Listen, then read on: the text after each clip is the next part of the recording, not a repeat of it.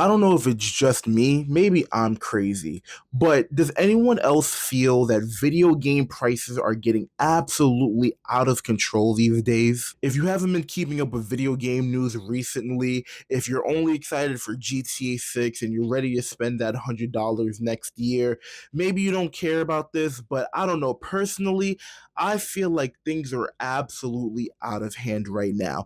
Not only is the Switch 2 the most ridiculous thing I've ever seen in my entire life.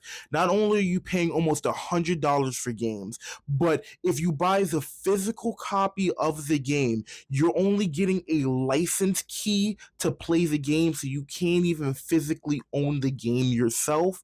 But Doom the Dark Ages on PS5, if you buy a physical copy for it, you have to download the full game. Now, we've already used to physical copies of games having these big day one patches where you basically get the full game, but the fact that the game itself is not on the physical full disc day one when you buy it on a PS5 is absolutely insane.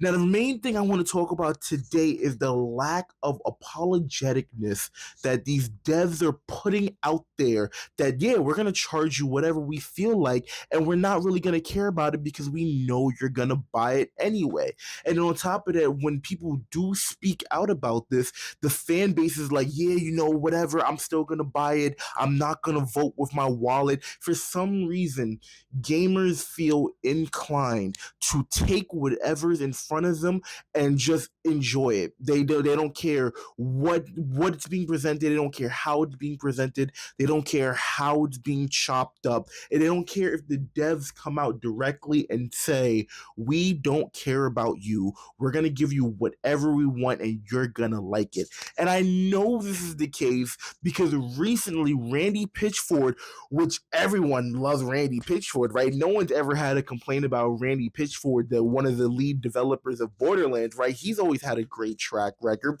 Randy Pitchford has recently come out and he released a tweet where he basically says that, oh, if you're a real fan, then you'll pay whatever price we tell you to pay for Borderlands 4. He said this publicly on Twitter for everyone to see, and I don't believe he's even taken the tweet down. In the tweet, he's responding to a fan who is like, oh, please don't make Borderlands too expensive. We want to all be able to play this game day one because we're super excited, basically. And his response is, A, not my call. B, if you're a real fan, you'll find a way to make it happen. My local game store had Starflight for the Sega Genesis for $80 in 1991. When I was just out of high school working minimum wage at an ice cream parlor in Pismo Beach, I found a way to make it happen. Now, I don't know about you, but I grew up playing video games. I enjoyed them. I have a lot of respect for the work that these developers put into the games. I still have a lot of respect for all the developers. It's not an easy thing. I don't want to downplay the effort and the cost that it goes into making these video games. However, that doesn't mean that you can just present us with whatever you want and we're just supposed to lay there and take it. And, we're also hard workers. We also have jobs. We also have families. And we're supporting you and your family, but you're saying that our money is less valuable because you back in 1991, you worked and you bought a game. It doesn't make sense to me.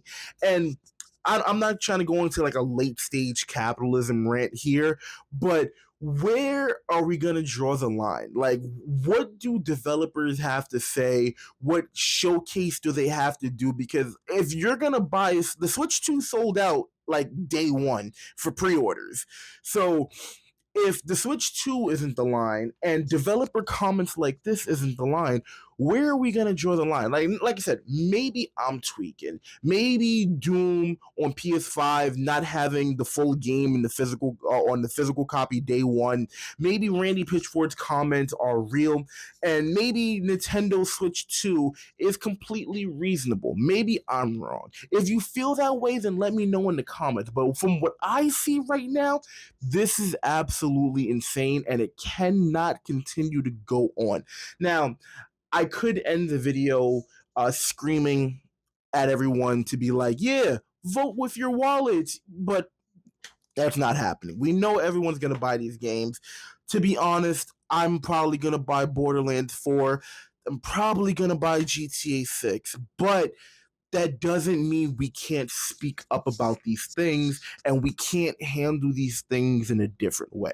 So if you feel some type of way, please let me know in the comments about this, about what your thoughts are, what ways we could work towards a better solution for this. I don't want to end the video on a like, yeah, all video game studios, Bethesda, Ubisoft, EA, they all need to burn down. That's not the intention of the video. I just want us as gamers to get the respect that we deserve because we are putting our hard-earned hours of our lives into these games, our hard-earned money of other hours at work that we spend into these games. So yeah, like I said, let me know your thoughts in the comments because this I feel like is getting out of hand and we have to speak up and say something about this or it's only going to get worse.